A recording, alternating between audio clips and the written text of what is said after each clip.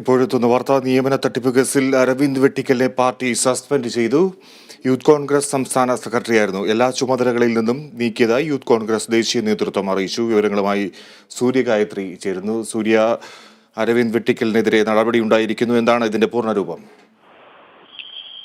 Fiji ആരോഗ്യ വകുപ്പിന്റെ പേരിൽ വ്യാജ നിയമന തട്ടിപ്പ് നടത്തിയ കേസിൽ അരവിന്ദ് വെട്ടിക്കലിനെ പാർട്ടി സസ്പെൻഡ് ചെയ്തിരിക്കുകയാണ്.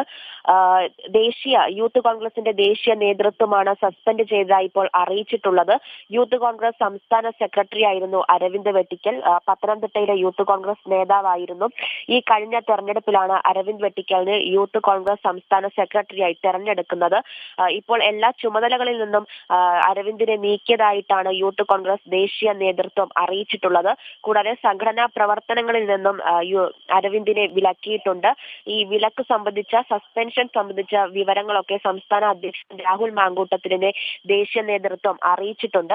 കൂടാതെ ഈ പോലീസിൽ വ്യാജ നിയമന തട്ടിപ്പ് കേസ് പരാതി ലഭിക്കുന്നതിന് മുന്നേ തന്നെ ഇത്തരത്തിൽ അരവിന്ദിനെ കുറിച്ചുള്ള പരാതികൾ സംസ്ഥാന നേതൃത്വത്തിന്, സംസ്ഥാന യൂത്ത് കോൺഗ്രസ് നേതൃത്വത്തിന് ലഭിച്ചു എന്നാണ് അറിയുന്നത്.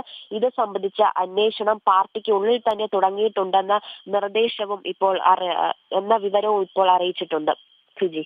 ശരി സൂര്യ.